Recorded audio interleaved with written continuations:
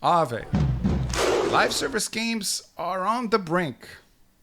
Remember a while back when everyone started hyping up live service games? It sounded so cool.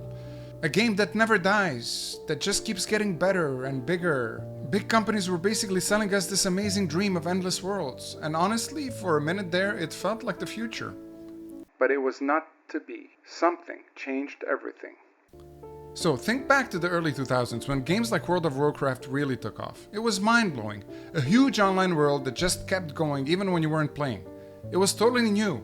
Most games you bought, you played, and that was it. But MMOs? They promised endless adventures. Plus getting online with thousands of other players, joining guilds, and actually needing each other to tackle huge raids or tough dungeons. They built real connections.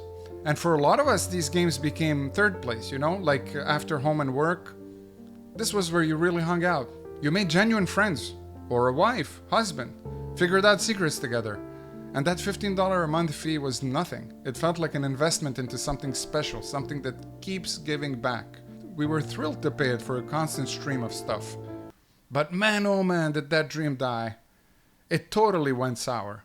That big promise didn't just fade, it turned into a trap, a never-ending treadmill that just sucked us dry, and not in a good way. The grind set in. Now when someone says live service game, what pops in your head is probably not fun community. It's more like endless battle passes, annoying daily chores that feel like homework, online shops that are constantly begging for your money.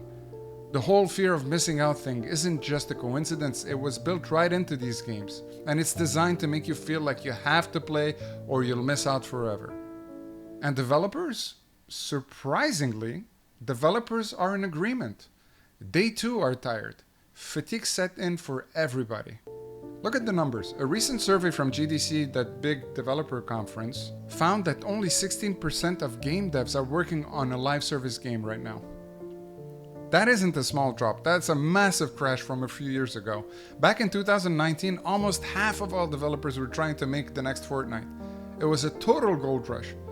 But just like every gold rush, many people end up empty-handed and disappointed.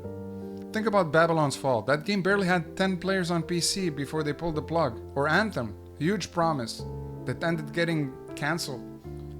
Marvel's Avengers. The company took a massive financial hit because it just didn't work. These games were not even allowed to be finished.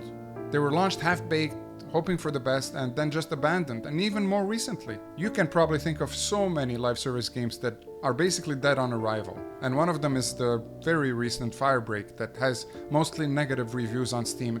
Didn't even have time to breathe for a second. So what went wrong? How did we end up here? On paper, the idea still sounds pretty neat. Keep players hooked, make steady money, give them new stuff all the time. But real life hit hard. Live service games demand a crazy, non-stop stream of new content, huge tech setups, and marketing that never sleeps. Most game studios honestly just weren't built for that kind of soul-crushing pace. And the big thing is, most of us, the players, never even asked for it. Because let's be real, we don't want a second job disguised as entertainment. We don't want to log in every day, to do chores, and feel guilty if we don't. We just want to play something awesome, something that respects our time, not just eats it up.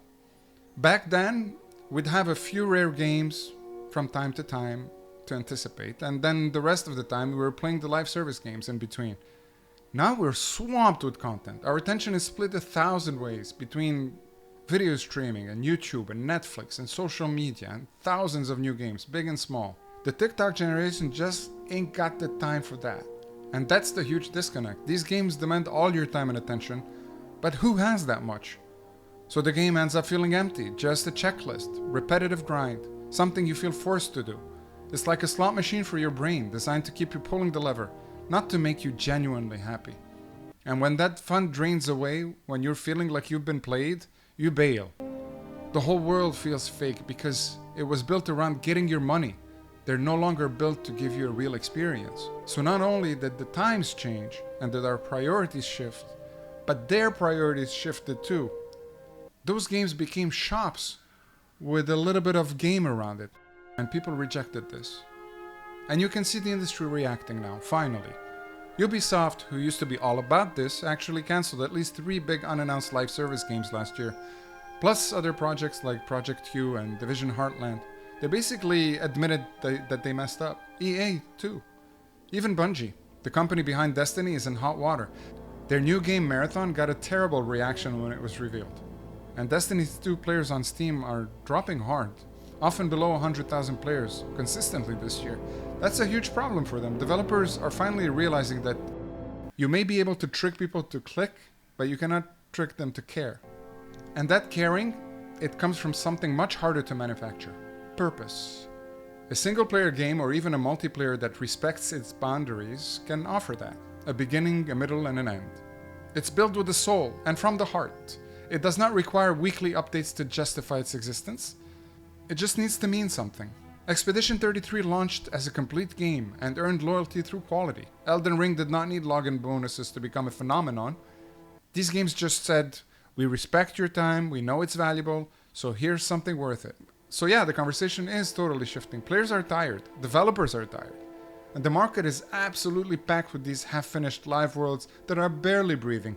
In 2025, you can't just drop a live service game and expect it to survive. Most of them are just copies of copies, running on empty, trying to force addiction where a real connection should be. These days you have to prove that your live service needs to exist. And to be honest, most of them just don't. There's this weird idea floating around that every game needs to last forever, updating endlessly, making money forever. But real art isn't about being endless, it's about making an impact. Art ends, and that's why it matters. A good game, like a good book or movie, doesn't need to go on forever. It just needs to be whole. These giant studios are just way too slow. They're constantly chasing trends, trying to catch up. And they usually catch up very late. By the time their games are out, the trends have shifted, and their priorities are much less about entertaining us and much more about milking us. So maybe the real future of gaming isn't about chasing this live service dream. In fact, it is certainly not. That doesn't mean that live service games are completely going to disappear. They're on their way out. There will always be live service games, just like there are games in every genre. But they seem to be taken a lot less seriously in time by both developers and gamers. Maybe it should be about games that are brave enough to just be complete, that dare to have their own identity, instead of constantly trying to be relevant. Games that take risks, games that give you something finished, something you can truly connect with, and in doing so, they become unforgettable.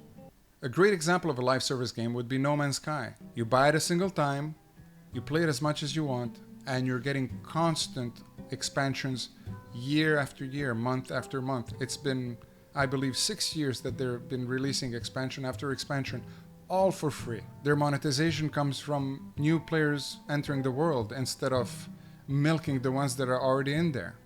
But then again, a game just needs to have impact.